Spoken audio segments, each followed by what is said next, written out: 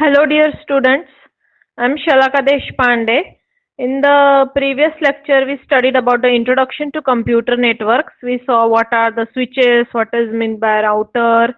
Then we saw what are nodes inside the network, what is network. So we saw the basics of computer networks. So welcome to the second lecture on computer networks. So in this lecture, again, we are going to study the performance parameters of this computer network. So let's get started with the lecture. Let me share the file.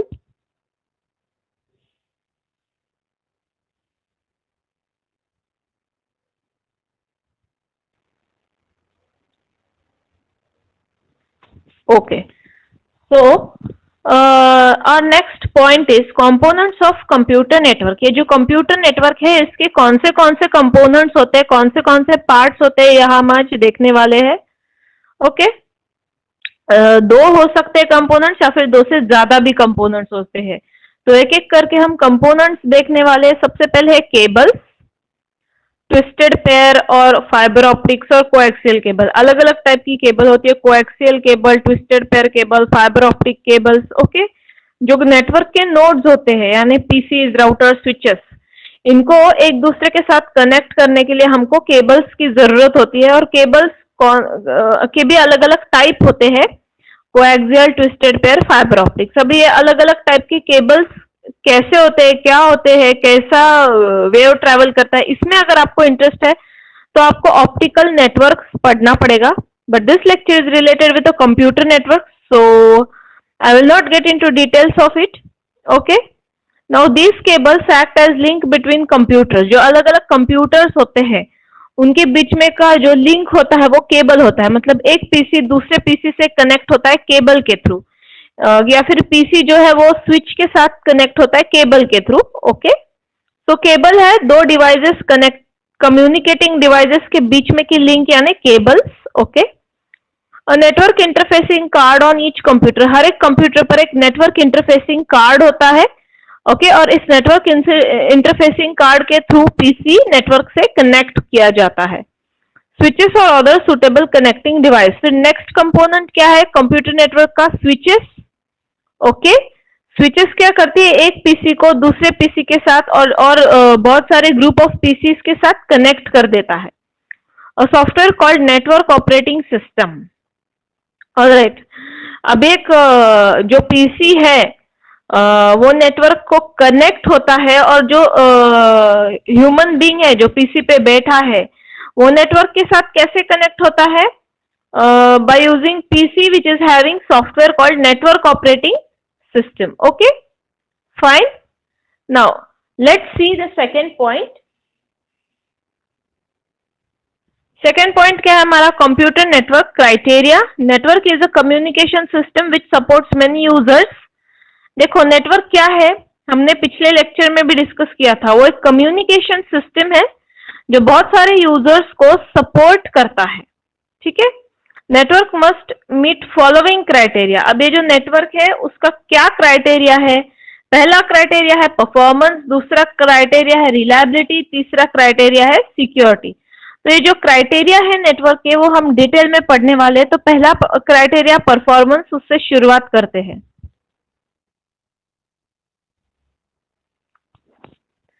Okay performance is measured in terms of transit time and response time. जो भी network है उसका performance होता है दो चीजों पर depend होता है. पहला है transit time and response time. अब ये ट्रांजिट टाइम क्या है? Transit time is a time required for a message to travel from one device to another device.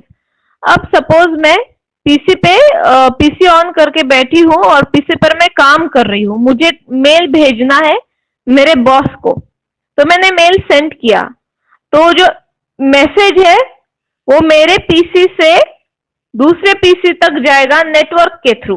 Okay network, दोनों पीसी नेटवर्क से कनेक्टेड होने चाहिए. और अब जब दोनों पीसी नेटवर्क के साथ कनेक्टेड है तो मैसेज मेरे पीसी से मेरे बॉस के पीसी तक जाएगा. तो जो टाइम है, कितना टाइम ले रहा है मैसेज ट्रेवल करने के लिए एक पीसी से दूसरे पीसी तक, तो वो जो टाइम लग रहा है मैसेज को उसको ट्रांजिट टाइम कहा जाता है. Okay response time is a time elapsed between the instant of inquiry and instance of giving response.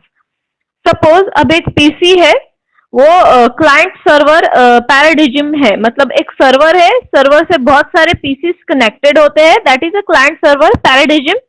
Okay, तो अब ये क्लाइंट है, वो एक रिक्वेस्ट भेजता है सर्वर को। ओके, इंक्वायरी भेजता है। इंक्वायरी भेजने के बाद कुछ देर बाद सर्वर उसे रिस्पॉन्स देता है। तो इंक्वायरी जिस इंस्टेंट पे मिलती है और उस इंस्टेंट के बाद जो रिस्पॉन्स सर्वर जितनी देर के बाद दे रहा है, तो जो इंक्वायरी और रिस्पॉन्स देने के बीच में जो टाइम जा रहा है उसको हम बोलते हैं response time of server. Okay, अभी क्लाइंट सर्वर पैराडिजिम क्या है, जैसे जैसे हम आगे जाएंगे तब देख लेंगे, बट क्लाइंट सर्वर पैराडिजिम में मैं आपको शॉर्ट में बता देती हूँ क्या है। There is one server and it's server is communicating with other clients. Okay, client यानी पीसीज, एक सर्वर है और जो दूसरे पीसीज के साथ कम्युनिकेट कर रहा है वाया केबल्स। ओके, क्लाइंट क्या करता है, रिक्वेस्ट सेंड करता है, सर्वर क्या करता है, रिक्वेस्ट का जो भी इंक्वायरी है उसे रिस्पॉन्स देता है रिक्वेस्ट के हिसाब से। So that is client server. Alright,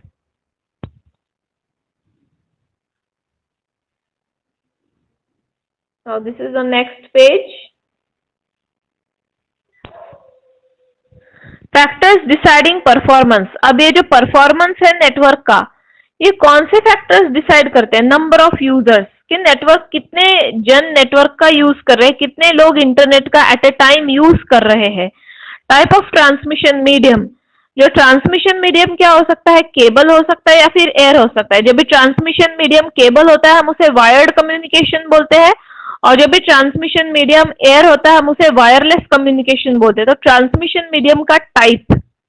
okay, फिर उसके बाद हार्डवेयर यूज, कि किस टाइप का हार्डवेयर हम इस्तेमाल कर रहे हैं पीसी पे, मतलब फास्ट है प्रोसेसर या फिर प्रोसेसर का कोर, पीसी का कोर स्लो है, मतलब जो प्रोसेसर हम हमारे पर्सनल कंप्यूटर में यूज कर रहे हैं उसका कोर फास्ट है स्लो है, कौन सा प्रोसेसर उसमें यूज हो रहा है, ये सब जो है वो हार्डवेयर जो हम यूज करते हैं कम्युनिकेटिंग डिवाइस बनाने के लिए, उससे भी परफॉर्मेंस पे फर्क पड़ता है। फिर कौन सा सॉफ्टवेयर यूज कर रहे हैं हम, कौन सी ऑपरेटिंग सिस्टम यूज कर रहे हैं हम हमारे डिवाइस में। ओके, तो ये सब जो फैक्टर्स है वो परफॉर्मेंस जो है वो डिसाइड करते हैं नेटवर्क का। Alright, reliability, reliability decides the frequency at which network failure takes place. बहुत बार क्या होता है, केबल डैमेज हो जाती है या फिर इवन कनेक्शन लेस, यानी एयर अगर मीडियम होगा तो एरर बिट्स आ जाते हैं।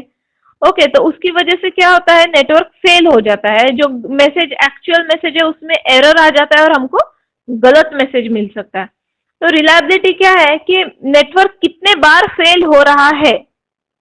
ओके, मतलब सपोज 1 घंटे में 2 बार फेल हो रहा है, 2 घंटे में 3 बार, मतलब कितनी बार नेटवर्क फेल हो रहा है विथ रिस्पेक्ट टू टाइम, इससे हमको रिलायबिलिटी पता चलती है। ठीक है, अगर नेटवर्क ज्यादा समय में बहुत कम फेल हो रहा है तो वो रिलायबल कहा जाता है, लेकिन अगर कम समय में बहुत बार नेटवर्क फेल हो रहा है तो वो अनरिलायबल कहा जाता है। ठीक है, it decides time taken by network to recover and its robustness in the catastrophe. अगर पैकेट्स एररनेस हो जाते हैं या फिर कंजेशन आ जाता है नेटवर्क में, जो नेटवर्क ट्रैफिक, मतलब जैसे हमारे रोड पे ट्रैफिक होती है वैसे ही इंटरनेट का जो नेटवर्क होता है वहां पर भी पैकेट्स की ट्रैफिक होती है। फाइन, मैसेजेस जो हम भेज रहे हैं, डाटा जो हम भेज रहे हैं उसकी ट्रैफिक होती है। ठीक है, नेटवर्क सिस्टम में। सो अगर कैटास्ट्रोफ यानी क्या, अगर कुछ डैमेज हो जाता है नेटवर्क में तो रिपेयर करने के बाद कितनी जल्दी रिकवर हो रहा है नेटवर्क। ओके, और कंजेशन कितना अच्छे से हैंडल कर रहा है नेटवर्क पैकेट ट्रैफिक कितना अच्छे से हैंडल कर रहा है नेटवर्क, इससे रिलायबिलिटी तय होती है। Okay, next point is security. Okay, let's see the point, it is protection of data from unauthorised user और एक्सेस।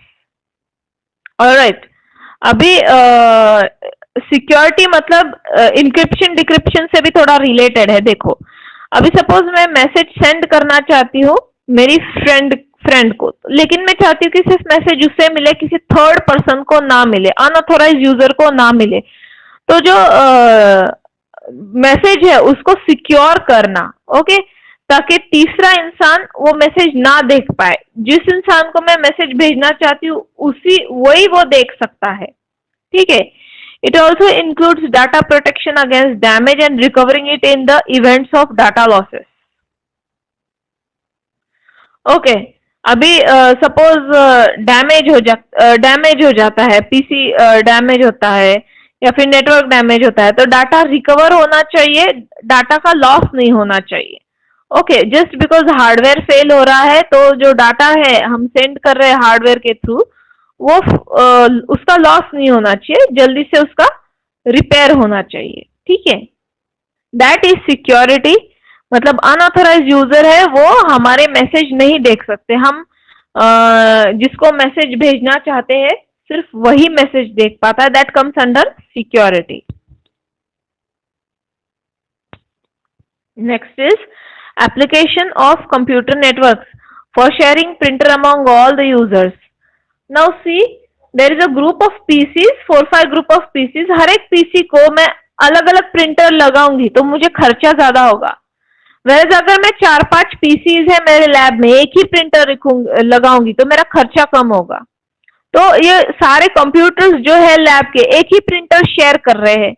अगर एक पीसी पे डाटा है, वो डाटा मुझे दूसरे पीसी पर भेजना है जिसके साथ प्रिंटर कनेक्टेड है, तो मुझे बस वो डाटा सेंड करना पड़ेगा वाया ईमेल और मैं दूसरे पीसी से प्रिंट ले सकती हूँ। हर एक प्रिंट आउट लेने के लिए मुझे हर एक पीसी को प्रिंटर लगाने की जरूरत नहीं है। ठीक है। सो sharing printer among all the users for sharing expensive software and database. Okay, अब ये जो महंगे महंगे सॉफ्टवेयर है ओके और डाटाबेस है, ओके, वो शेयर किए जाते हैं। मतलब 4-5 कंप्यूटर्स का ग्रुप सॉफ्टवेयर्स को, डाटाबेस को शेयर करता है। Facilitate communication from one computer to another computer. मतलब एक पीसी दूसरे पीसी के साथ कम्युनिकेट कर सकता है। ओके, कंप्यूटर नेटवर्क से जैसे ही पीसी कनेक्टेड हो जाते हैं वो एक दूसरे के साथ कम्युनिकेट कर सकते हैं, एक दूसरे के साथ फाइल शेयर कर सकते हैं, ओके, डाटा शेयर कर सकते हैं। सो जो पीसीज के बीच में का कम्युनिकेशन होता है वो तब होता है जब सारे पीसीज नेटवर्क के साथ कनेक्टेड होते हैं। ठीक है। Exchange of information among users via network. जो भी यूजर्स है वो पीसी के यूजर्स है वो एक दूसरे के साथ इंफॉर्मेशन एक्सचेंज कैसे कर पाते हैं? नेटवर्क के थ्रू कर पाते हैं। ठीक है। For educational purpose. Educational purpose means अगर फॉर एग्जाम्पल अभी मैं लेक्चर ले रही हूँ, आप स्टूडेंट हो तो आपको नॉलेज मिल रहा है, तो एजुकेशनल पर्पस के लिए टेक्नोलॉजी का यूज करना, नेटवर्क का यूज करना। ओके, सो जो नेटवर्क है उसका एजुकेशनल पर्पस के लिए भी यूज किया जाता है। Okay, next.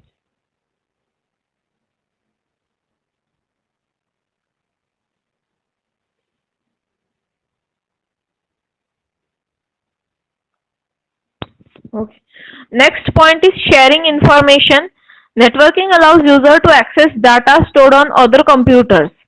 नेटवर्क को जब भी पीसीस कनेक्ट होते हैं तो जो दूसरे कंप्यूटर पे डाटा है वो हम शेयर कर सकते हैं। ओके, दूसरे पीसीस के साथ, मतलब जो पीसीस है वो एक दूसरे के साथ डाटा शेयर कर सकते हैं because of computer network. All the PCs provided should be connected to network. User can share information with other user. जैसे कि मैंने बोला, जो यूजर्स है पीसी पे बैठे हुए वो एक दूसरे के साथ इंफॉर्मेशन शेयर कर सकते हैं। इंफॉर्मेशन के टाइप्स कौन से होते हैं, कौन से फॉर्म में इंफॉर्मेशन होता है? Information can be in the form of data, chatting, sending email, sharing video information. यानी वो एक डाटा भी हो सकता है, स्क्रिप्ट भी हो सकता है, चैटिंग के थ्रू भी इंफॉर्मेशन हो सकता है, दो यूजर्स एक दूसरे के साथ चैट कर सकते हैं, फेसबुक मैसेंजर है, सेंडिंग ईमेल्स, जीमेल के थ्रू ईमेल भेजे जाते हैं। फिर video information. Okay, video information यानी एक दूसरे के साथ व्हाट्सएप के थ्रू या फिर फेसबुक के थ्रू वीडियो शेयर कर सकते हैं। So these are the platforms through which we can share email, information, audio, video. Okay, User can share information about various products, movies, technical information, cooking, travel, books on internet. अभी internet पे कौन सी information generally share की जाती है? तो अलग अलग type के जो प्रोडक्ट्स है, ओके, मतलब जो नए नए प्रोडक्ट्स मार्केट में आते हैं, for example laptops, mobile phones और बहुत अलग अलग टाइप के प्रोडक्ट्स जो मार्केट में आते हैं।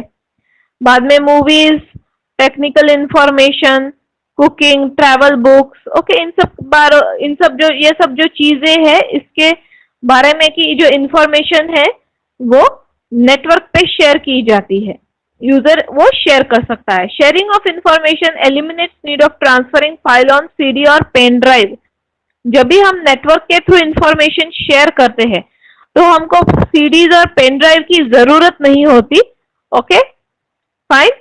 जो फाइल ट्रांसफर है, ऑलरेडी आप ईमेल भेज के एक पीसी से एक अकाउंट से दूसरे अकाउंट में इंफॉर्मेशन ट्रांसफर कर सकते हो और कौन से भी कोने में हो वो इंसान दुनिया के, उसको वो इंफॉर्मेशन मिल जाएगी। आपको पेन ड्राइव की जरूरत नहीं है और सीडी की भी जरूरत नहीं है। ये सब हार्डवेयर के यूज एलिमिनेट हो जाते हैं। ठीक है,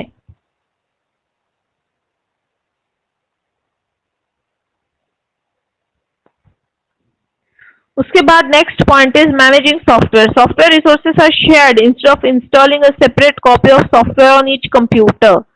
हर एक कंप्यूटर पे सॉफ्टवेयर इंस्टॉल करने से अच्छा है जो एक ही सॉफ्टवेयर है सारे पीसी शेयर करे। All important software are loaded in the single computer server. जैसे कि मैंने बोला, client server pad is there is one server and all other clients are attached to the server via cable. तो इस server जो है, इस सर्वर में सॉफ्टवेयर अपलोड किया जाता है, लोड किया जाता है और सारे क्लाइंट्स जो सर्वर से कनेक्टेड है वो सॉफ्टवेयर यूज कर सकते हैं।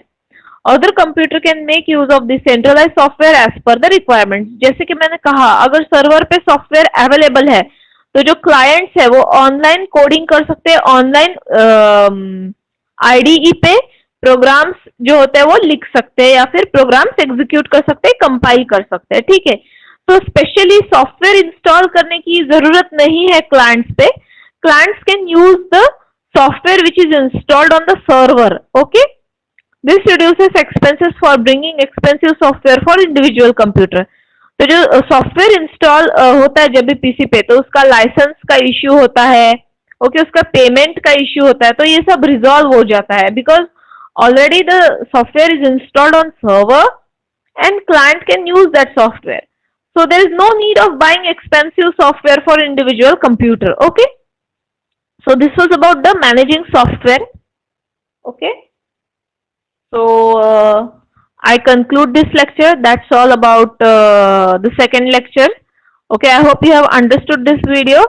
If you have any doubt, you can ask me in the comment section below. I hope you liked the video. Please like, share and subscribe my channel. Thank you. Bye.